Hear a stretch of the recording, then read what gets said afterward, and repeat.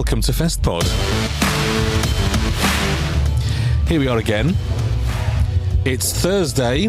It is our second day here at Download Festival 2022, and we have had some adventures since we last spoke to you. We have, to say the least. You've had more adventures than me.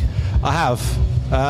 It's been a very slow, groggy day because of the amount of fun we were having yesterday. Yeah, you I think wanted to dive headfirst into the experience, didn't you? So you quaffed 20 odd cans of plop. I think so, yeah, just a good rough number. And it's ironic that you use the term diving headfirst because I've come away with a couple of facial injuries. Yes, you have, haven't you? How did that happen? So I was in the mosh pit for Borders, who are a fucking fantastic band, and seeing them live, they are better than I thought they were going to be. I knew I was going to have a good time, but they were fantastic. They drew in the crowd really well, and they smashed it. Great band. It's just somebody decided to smash me in the face in the mosh pit, and I've cut the top of my lip and come away with a little scratch above my eye, just next to my eye as well. Yeah, and you thought your nose was bleeding, didn't you? I thought I had a nosebleed because what I felt, sort of the area of where I was hit, it felt as if it was my nose, obviously my nose and side of my face. Yeah. But it turned out it was literally just above my lip, and it wouldn't stop bleeding. Yeah. So we ended up in the welfare tent getting myself glued up. Yeah, by the ambulance people. Yeah.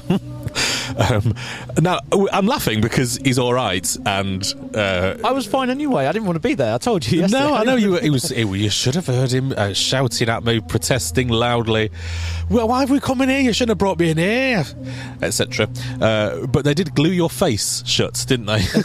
only the hole. Only the hole that's that there was blood coming out of. They didn't glue my mouth shut, which probably would have benefited. They glued your hole shut. They glued a hole shut. They glued an a-hole shut. Not all the way. I'm still speaking. And so what happened after we left you yesterday? So we went into the village and had a bit of explore around the Crucible, wasn't it? Yeah. So the Crucible is now the new name for the certain area of the village, with the open top doghouse stage and the open top side splitter stage. Yeah.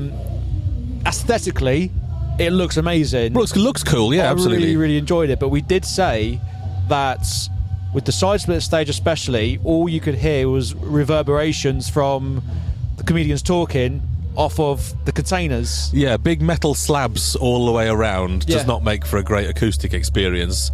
It was a tough listen, to be honest. You didn't feel like you were really in a well-treated sound environment, you know. But I think the same goes for the dog. So I always get confused. Doghouse, Dogtooth, Doghouse. So Doghouse is in the Crucible in the village. Dogtooth is in the arena. I know that, but I forget, because we have been drinking, and so anyway. So in the Doghouse, it was. I think the volume might have compensated for the echoey arena. I think so as well. I mean, I didn't get any sort of negative feedback from the music where I was stood, because I was actually for Red Method, who were amazing. Yeah. I was actually on the barrier, and the picture they took of the crowd. Oh yeah. At the end of the set, I'm in the front. You can see me, clear as day, with a bloody nose, with a bloody face. Bloody face. No, I couldn't. When it came to the actual sound and acoustic, maybe you're right. Maybe the loudness and the volume of the band kind of. Yeah, I don't think it made any difference. It didn't make a difference to, again, like the reverberations that were happening on the side splitter stage. And the crowd was going mad, weren't they? They were absolutely. Because they are a small band as such, but they're one of the bigger small bands. And to watch, they're brilliant. They're they're out there. They're really. It's almost like they are a Slipknot for this decade. Yeah. I like that. Yeah. And because musically it's fairly similar. Yeah. Vocally, no. Obviously, I don't think anyone will be able to compare to Corey Taylor's vocals. But he has a very unique. The lead singer of Red Method had very unique vocals. Yeah. In that sense. There's 7 of them in the band, I think there was. It was a busy old stage, wasn't it? Yeah. But that was awesome, though. The size of the stage as well. Again, I've always said that the smaller gigs are, for me, a lot more fun than the large arena shows. Oh, definitely, yeah. It's a different atmosphere. Yeah. I think it's a more concentrated atmosphere. Yeah, that's a good phrase to use. Yeah, concentrated atmosphere. Yeah. So what else did we do? We, apart from going to the hospital, we had a look around at some of the village, and there's a lot of funfair this year. There's a lot of funfair. There is. Plane? Yes. Yeah, this is going to be happening quite a lot whilst we're here. So there's a lot of funfair rides. In fact, half of the village to me looks like funfair rides. Yeah, no, I agree. It is. Yeah, literally, it looks as if half of the village is funfair rides, and it makes for a really nice, colourful picture when you're taking a still. Yeah. But there's it seems like a lot of stalls missing, or we don't know how many went under, but you would have thought there were enough. Yeah, it's strange because everything's so spaced out as well. I don't know if we mentioned it yesterday or not, but the Co-op and Fat Frank's is fairly far away from the main centre of the village. Yeah, you do have to walk by the entrance, which is it doesn't sound like long, but it's definitely a good 2-minute walk from the main village. It just seems like things are a bit more spread out, and because there are market stalls that go almost into Black Camp. Well, we took that walk down the hill, didn't we? And said we won't come back here again because we have to walk back up. Yeah. So we've had a good walk around. I think we're as far as the pre-arena area goes, we're quite well. We've looked around. I can't speak because I've drunk alcohol today, so I can't speak. So we also had a look in the guest area, the RIB guest area, which was they call it a Bawdy barbecue, don't they? So essentially it was the Bawdy barbecue. That's obviously set up by. There's no barbecue. Yeah, there was no barbecuing at all. But essentially, it's all set up from Trish Rayner and Heather Gibbs, who are the admins or mods on the forum, on the download forum. They were nice enough to invite us along. Yeah. We got to listen to John Probyn, the events manager. Very interesting, yeah. Yeah, have a very interesting chat. A lot of people got to ask a few questions. Obviously about what's happened this year, because obviously there were so many questions. Yeah, there was a sort of crowd around him shooting questions after, and he was very interested. He seems like a really nice bloke, actually. I've spoken to him before. So during the pandemic, I was chosen by, again, Trish and Hevs to do Q&A with him via Zoom. Oh, did you? Yeah. He's a lovely bloke, and it genuinely seems he cares. It's not just this is just another job to him. Yeah. He's here. He's making sure that everything's actually going ahead. He could be, he could just be sat up in an office somewhere and actually not caring, but he's actually here. And how many people in charge of a festival are bothered enough to come along to it and meet the people who care about it and answer their questions? There is a passion with the fans regarding this festival, who they've always got a lot to say to try and improve the festival, and he's here listening. So that's really something, again, that we may not see with another festival. Absolutely. Now, tonight we're going to have. In fact, you can get the loyalty scheme money. We can get our monies today. Yes, tradition. You weren't able to collect your loyalty download pounds, whatever you want to call them. Yeah. Download dollars, download pounds, whatever. Yeah. You traditionally weren't able to get them until you're in the arena on the Friday, but they are available to be collected in the village. So once we're done here, we can take a wander over and start buying some merch. Yeah, there's some interesting merch. I don't know if we've talked about the merch. Did we talk about the merch yesterday? No. There's a £70 ice hockey jersey, which I was very keen to buy, but when £70, it's a bit much. I mean, I'm not sure if I'm looking at it because it costs £70, but I'm not sure if I really like the look of it. to be honest. I'm not sure if it's my taste, really. I've got a Volbeat hockey jersey at home, which for a hockey jersey fits me too well.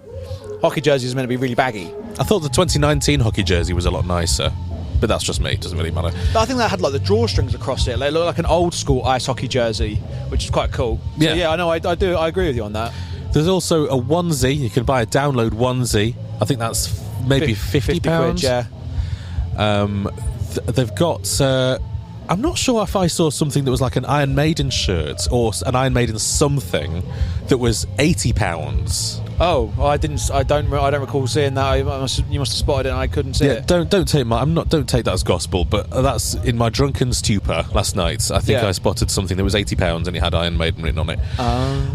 But there's a good selection of merch. I'm going to get a hoodie, I think.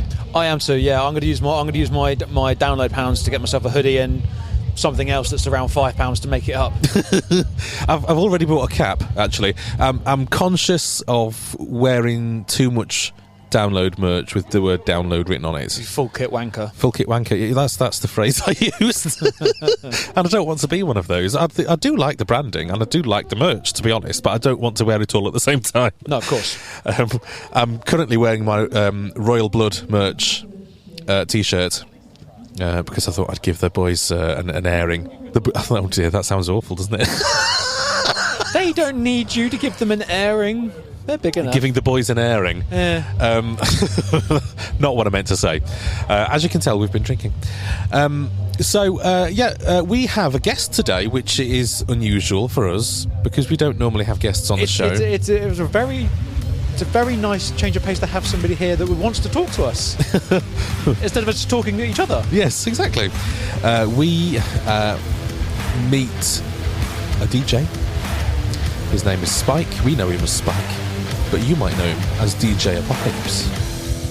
We're seated in our beautiful gazebo. It's not a gazebo, is it? It's a awning. It's an awning, actually, with the wonderful DJ Apocalypse. I have never been described as wonderful in my life, and I'm not about to start now.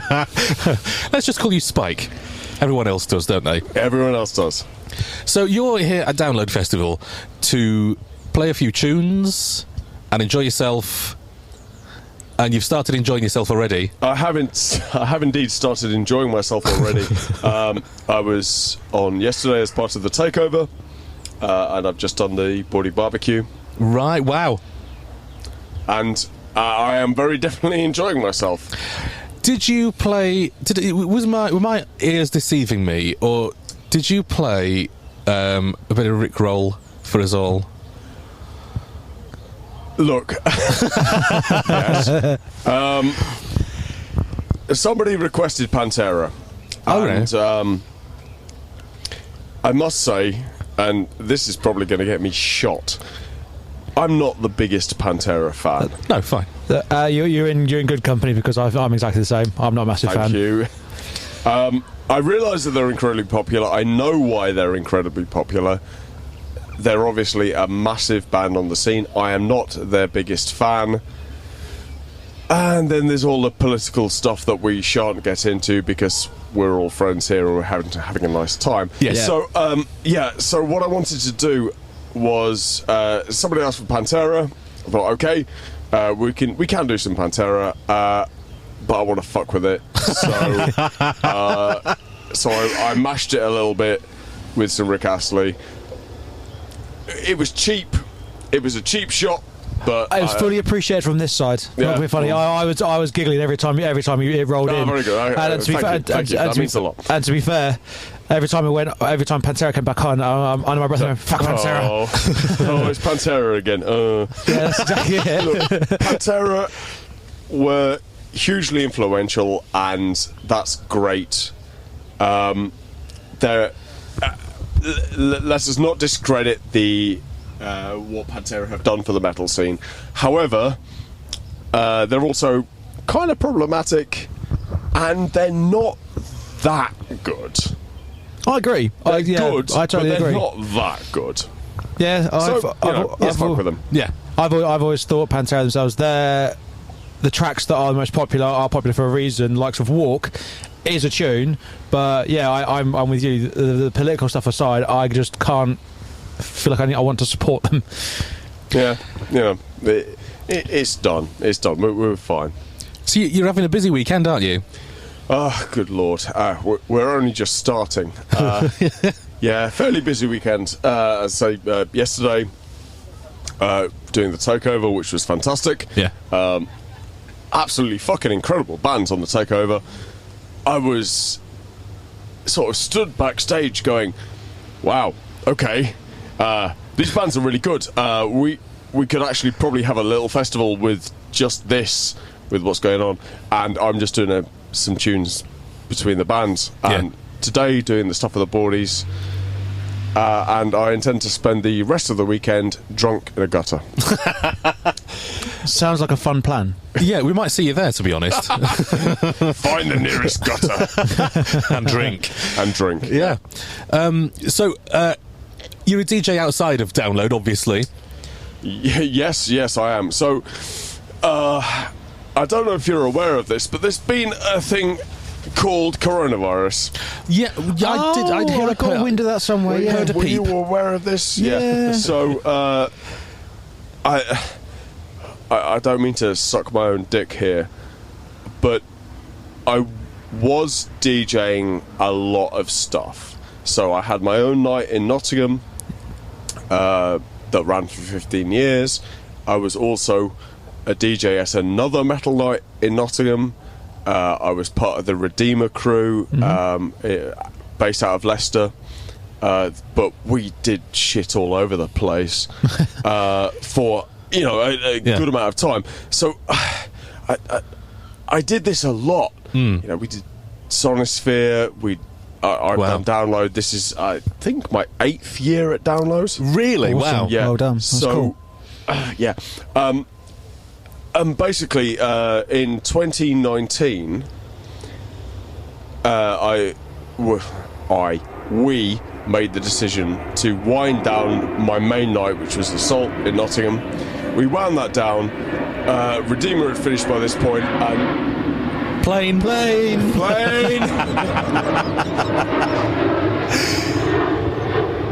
Wonder where they're off to. Everyone has to drink when there's a plane. That's Bruce Dickinson coming over. Yeah.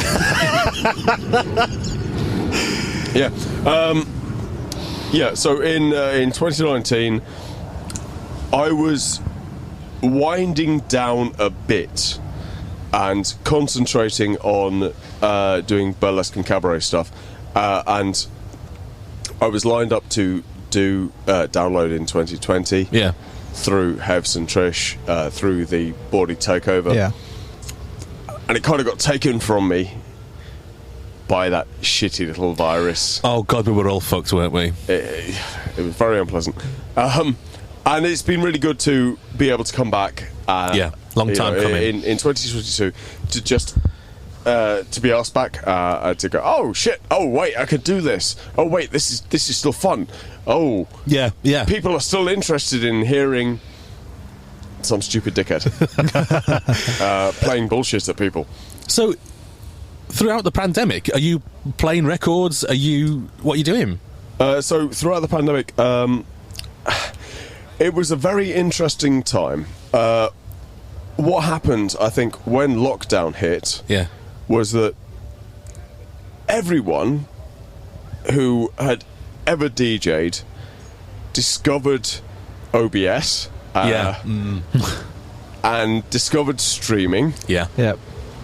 And started to play around with that. And I must confess, I was the same. One of the events that I do is a burlesque cabaret thing called Dr. Sketchy.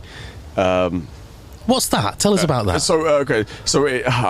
What's the phrase they use? It's an anti-art drawing school. So usually what that means is upstairs at the Canal House in Nottingham, upstairs in a pub, people drawing burlesque performers. So there's a burlesque performance, and then the performer will pose for the punters, and I'm just providing a background. Wow. Okay. And during the pandemic, the organisers sort of tried to do something across Facebook, and Facebook did copyright takedowns and. So what I did, I was like, oh, okay, well, hang on, I can step back into my role, and I do something across Twitch. Yeah. So I started doing that, and then I did a few. Basically, if I'm honest with you, I got drunk on my balcony and just spent a few evenings just like, I'm just gonna play some shit. Yeah. Here's a video feed, here's an audio feed. Yeah. I don't really care if you're listening or not, because I'm just having a nice time. Yeah, that's the most important I got some thing. beers. I'm going to play some rock music. This is what's happening. And that went quite well. Also, the night that I did in Nottingham, although we had finished that night, some of the people behind it, my good friend James Walsh, he wanted to put together something. Yeah. And at the time, the way the pandemic was, no one knew what the fuck was going on. Yeah. So initially, Walshy put together this thing. He said, right, we're going to try and raise some money for the Music Venue Trust. So he did a bunch of graphics, and he did a bunch of organisation, and he took 3, I think, of the DJs from that night, and got us together, and basically he made a Zoom dance floor. No way. Okay. Yeah. Do you know what? When he said, I'm going to do a Zoom dance floor, I thought, okay, all right. This sounds a bit shit, but whatever. I was wrong. Right. I was there on that first night. We were raising money for the Music Venue Trust, and I think we set a target of something. I think it was £500. Okay. And the idea was that we would get the DJs from this night that I did, and we would all get together and just play music out at people, and we'd have this Zoom dance floor. You can turn your you can turn your webcam on and dance a little bit. And I thought, this doesn't sound like it will work. Right. But what happened, I found myself there with my kit set up, watching on my telly this stream of a grid of people dancing in their front rooms. Wow. And we'd set this target at £500, and we reached that target before I started playing. No way. We awesome. absolutely smashed it. And this wasn't me, this was Walshy, who, he's the person that should take credit for this. Yeah. But yeah, we basically raised a shitload of money, and we did so well that after 6-8 months, we did another one, and we did the second one for Médecins Sans Frontières. Fantastic. So yeah. So it's turned into a nice sort of... Yeah, we only did 2. Obviously, we'd like to do it again, but fortunately, the world has opened up again. It has. Thank God. Thank God. Yeah. Yeah. So there's less of a need to fill a space with that kind of idea, because you can go to a venue now and raise and actually money, have a good time. Yeah. In person. It fulfilled a need.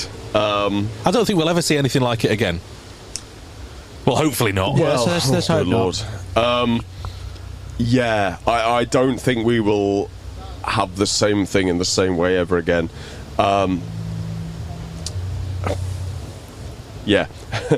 Who knows on that front? What with winter coming up and new flu strains and new COVID strains, who bloody knows? Yeah, monkeypox, it's all in the news. Monkeypox. Don't fuck monkeys. No. And you won't get the pox. Yeah. Okay, so so you're a busy man this weekend in particular. You've already been on for a couple of days on the trot. Yeah. I've done 2 days, and fortunately now I get to kick back. You're going to enjoy the festival? Yeah, I'm absolutely going to enjoy the festival. Yeah, I have done my work. I feel that I have Basically, they won't let me in with my DJ kit ever again, possibly, because I played Erasure.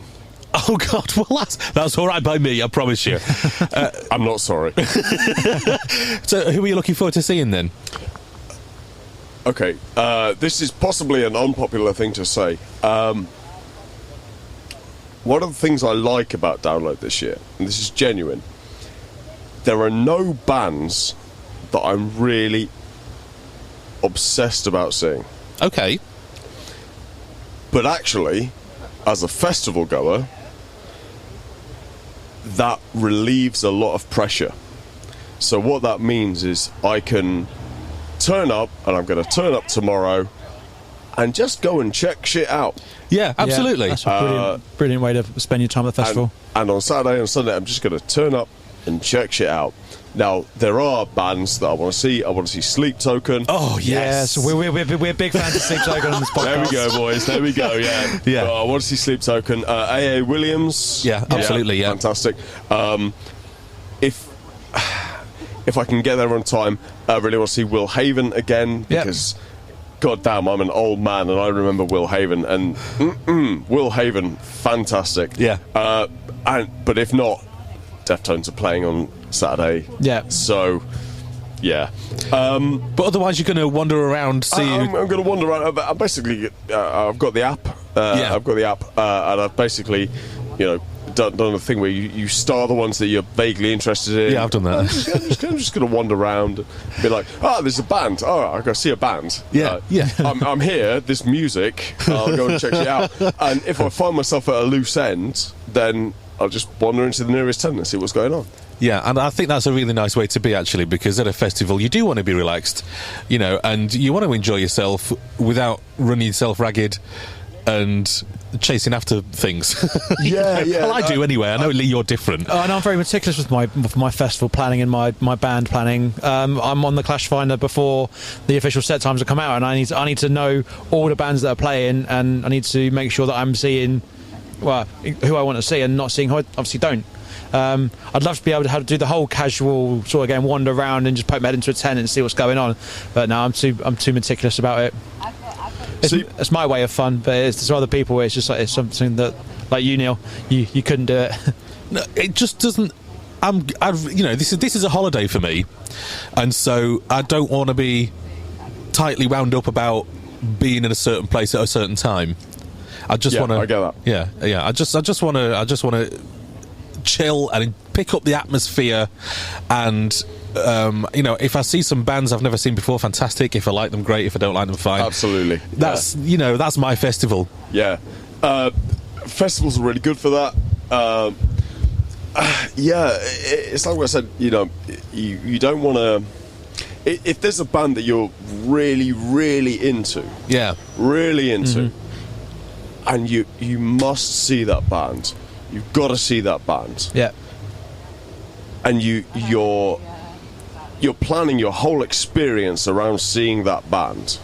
And I've seen it a few years ago with Slipknot, when massive.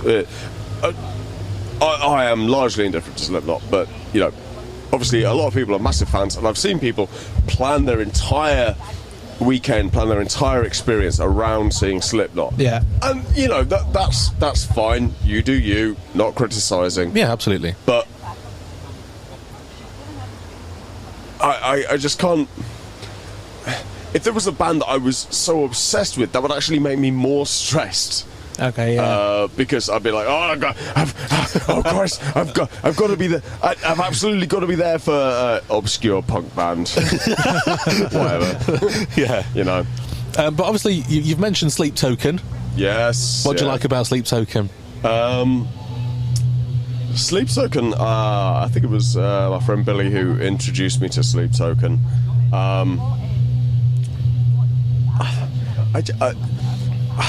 I get introduced to a lot of music because a lot of friends send me bands, say, listen to this, listen to this, listen to this. And I do, because the last thing I want to be is an old man who doesn't listen to new music. because fuck that guy. Yeah. Totally agree. I want to be listening to new music. And a lot of the time I am listening to new music and I'm going, this is not for me, this is not for me, this is not for me. Sure. And that's okay as well. But at least I'm trying. Exactly. Yeah. But when I first heard Sleep Token, I thought, yeah, okay, give me some more of this. Yeah. So, yeah. I've described them before as being sort of magical, and obviously there's a spiritual sort of feel. Yeah, so that... I'm trying to think of bands that have that same sort of...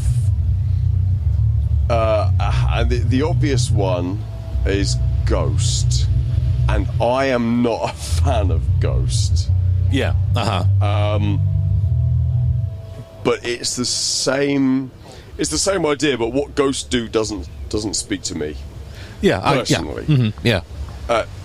Obviously, for other people, that's fine. You do you. No kink shaming.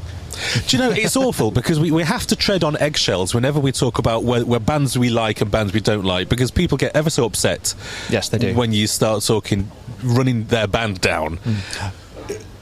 People do get very, very upset when... So I am a rock and metal DJ and have been for... What year is it? 22. 17 years? Fuck hell. I don't really care... Can we blank this in the recording? I don't give a shit about Metallica, Slayer, Pantera. I'm not saying that those are bad bands. Yeah, sure. Because they are not bad bands.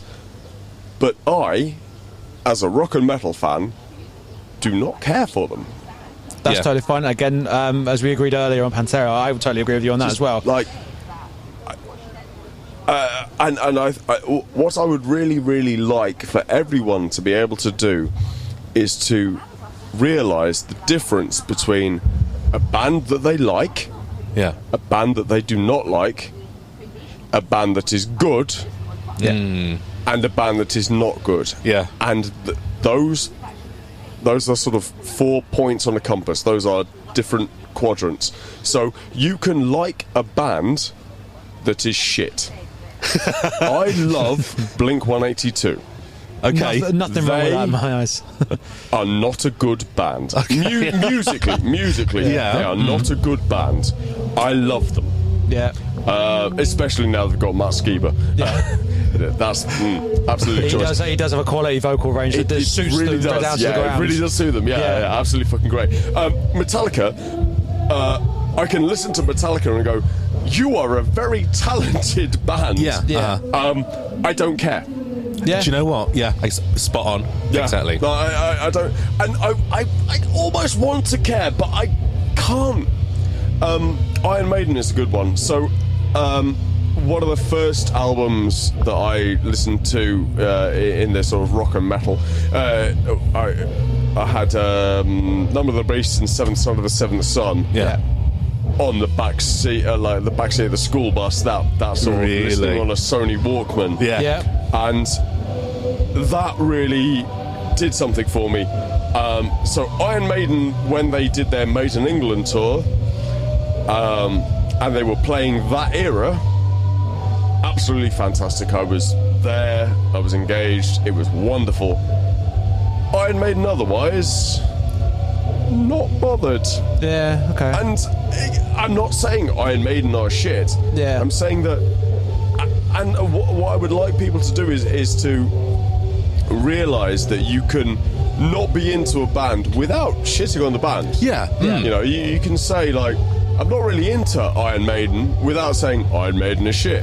Exactly. I'm not really into Metallica. Yeah. I'm not saying Metallica is shit. They're not shit. I'm not saying Pantera. Pantera are a bit shit. Again, cut that out, otherwise I'll never get work again. Yeah, absolutely. I'm with you on that. I mean, personally, I've tried to get into Iron Maiden on a number of occasions, and no, without a doubt, they can certainly play. They can write songs. Would I buy a ticket for them on their own? No, I wouldn't. But you know, I like some of their tracks. Yeah, it's just, totally. Yeah. When I saw the Made in England tour, and it was Iron Maiden playing the Iron Maiden that I grew up listening to. Yeah. That was fucking brilliant. Yeah. And I don't think any of us can argue that they are wonderful showmen.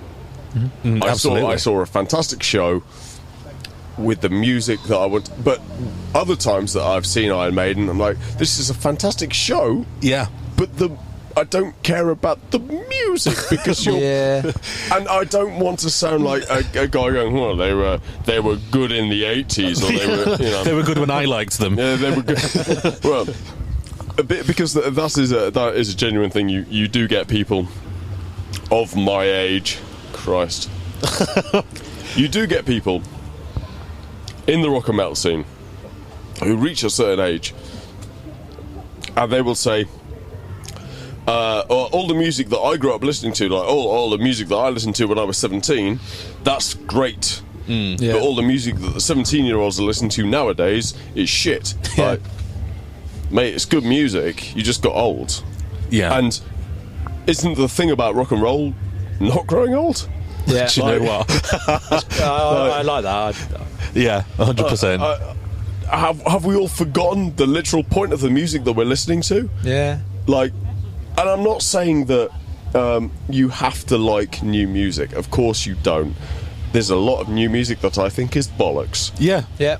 But there's a lot of old music that I think is bollocks as well. But it shouldn't be, there are so many people who will be like, I want to hear some AC/DC.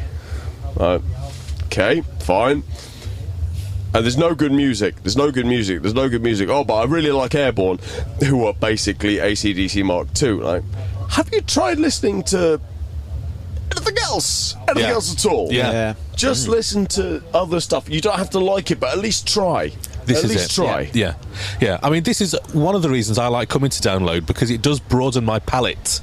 Yeah. There's things I like, and I know I like them. There's bands I know I want to see, but there's stuff that I wouldn't necessarily have heard or seen or whatever, and just to come here and have the chance to give that band a chance. Absolutely, yeah, totally. You could just wander into a tent, or just, you might find yourself looking at your watch or checking the app and going, the next band I want to see is in 90 minutes. What am I going to do? Yeah. I'll get a beer and watch whoever these bastards are. And you might not get into them. You might not like it. And sometimes you'll be like, oh, holy shit, these guys are really fucking good. Yeah. And that's what's great about festivals. Yeah, 100%. Spike, thank you very much for talking to us here on It's been my pleasure. Thank you for listening to my bullshit, drunken bullshit, it must be said. It's all right, we're all drinking, we're having a great time here at Festpod, so hope you have a great weekend. Thank you, man. Cheers. What a nice guy. Oh, he was lovely. He really was. Yeah. I agreed with a lot of things he had to say regarding, obviously, you take on liking bands, giving an opinion, and like, again, saying how you can like a band that's shit, or that made me laugh, that did. It was true though. Yeah. Like, people do seem to forget that art is subjective. Music and art are subjective, so you're allowed to like whatever you like to like. This is it, exactly. But you don't then have to be very critical or openly critical about things you don't like. You don't have to shit all over it. Yeah. And that I totally agreed with. Yeah. The fact that he said that he was one of the bands he was most looking forward to was Sleep Token. Oh, yes. Both of us, that was awesome. Like, because we're all three of us then on the same wavelength. Yeah. When are they playing? They're playing tomorrow. Tomorrow, bloody hell. They are opening up for the Ghost Inside on the third stage, the Avalanche stage, and Sound Like a Broken Record. The minute they finish, we're going to have to run to Frank Carter and the Rattlesnakes. Yes, all right. So thanks for listening to us. Hope you've enjoyed this episode of Festpod. It is a little bit different whilst we're here at the festival. We're doing as much of an update as we can for you whilst still enjoying ourselves. And if you're unable to get to the festival this year, we hope that these little updates are giving you a taster of what it's like here this year, and giving you the feels of Download 2022. So that is it for this episode. We will hope... I don't know, we're going to do another one tomorrow? What do you reckon? Well, it seems as if we're doing a day-by-day update. So I don't see any issue as to why we can, before we go into the arena tomorrow, do another quick one and keep doing them up until Sunday. Yeah, absolutely. So look out for those. They will just arrive in your box. Fuck's sake. Sorry, I can't help myself. You know what I'm like. So whatever you're doing, have a great week. Thanks a lot. Bye-bye.